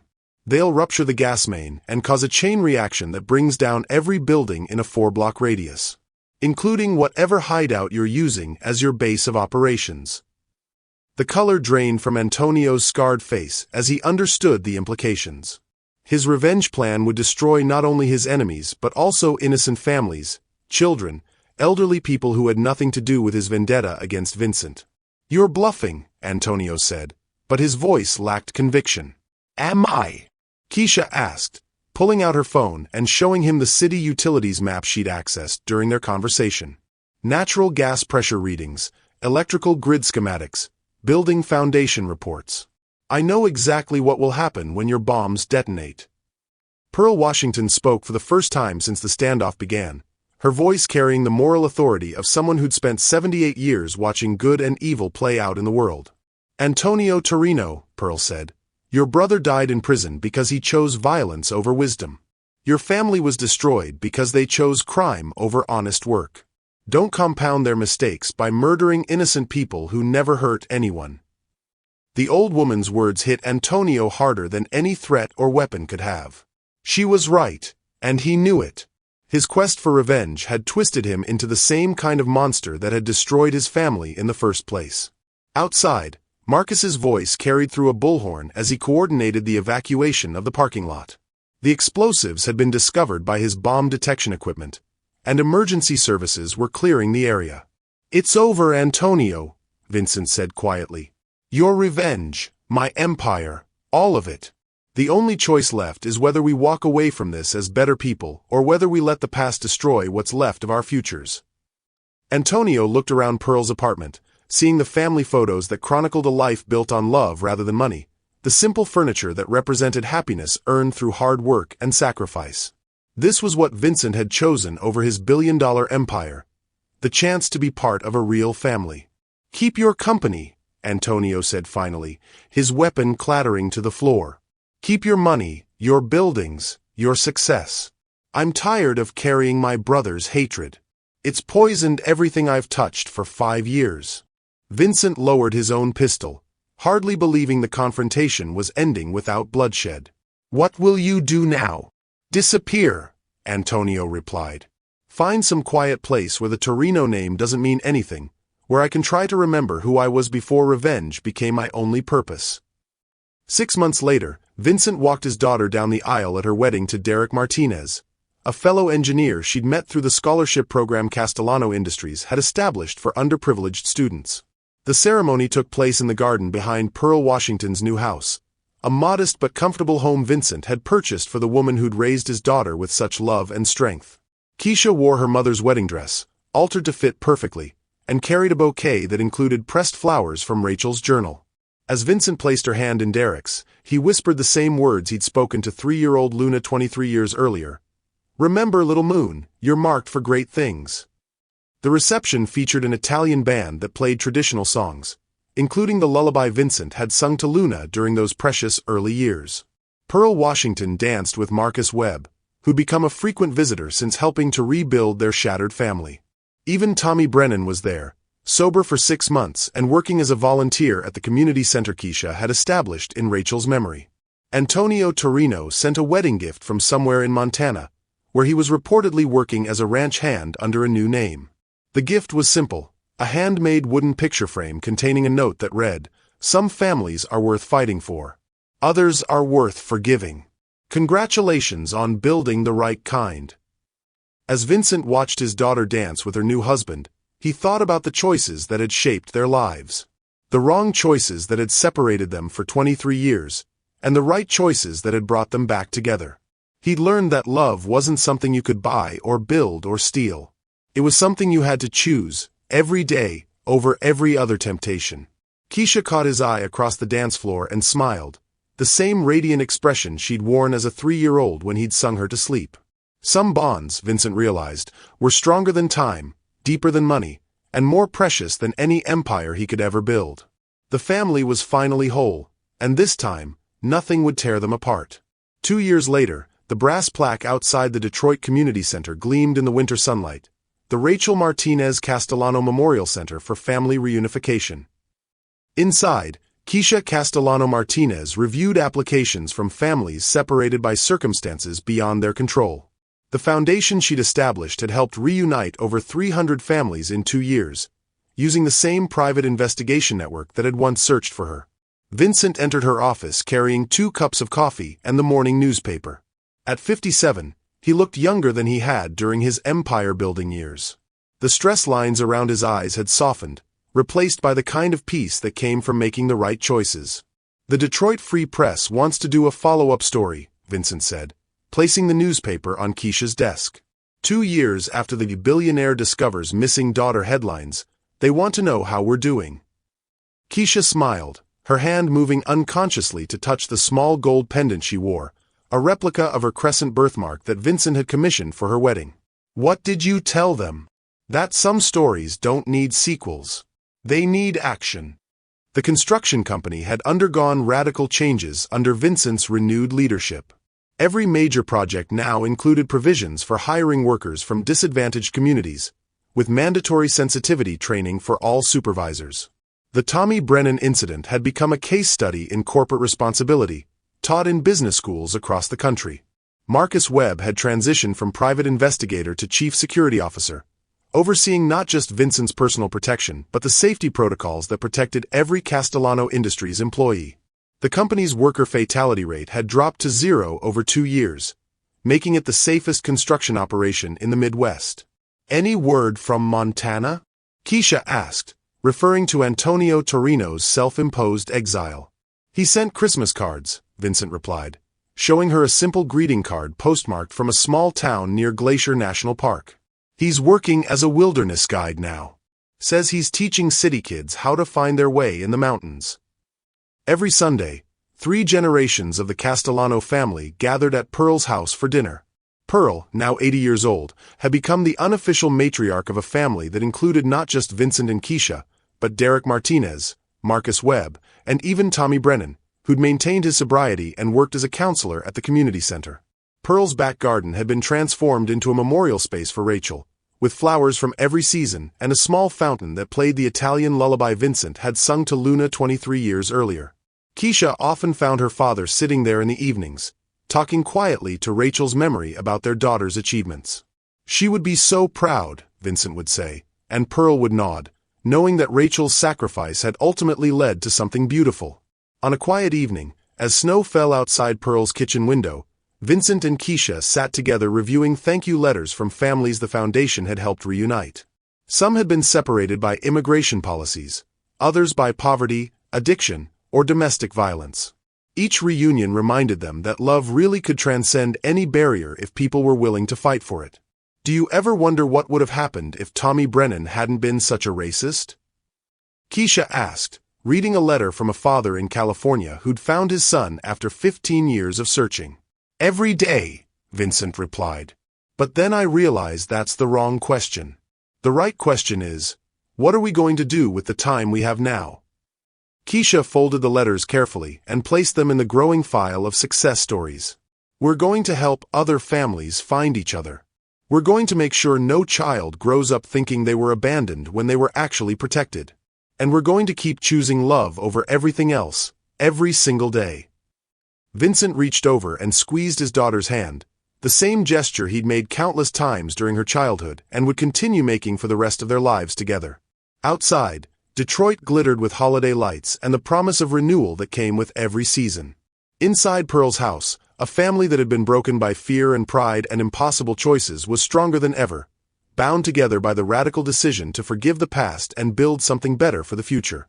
Some stories end with explosions and dramatic confrontations. The best ones end with ordinary moments made extraordinary by love. This is what redemption looks like. Not a single moment of dramatic change, but thousands of small choices to choose family over everything else. This story is a reminder that it's never too late to make the right decision, never too late to choose what really matters. Thank you for staying with me until the very end of this incredible journey. If this story touched your heart, wait until you see what's coming next. It's even more powerful and inspiring than you can imagine. So don't go anywhere. Click on that video showing on your screen right now to dive into another amazing story that will absolutely blow your mind. Trust me, you won't regret it.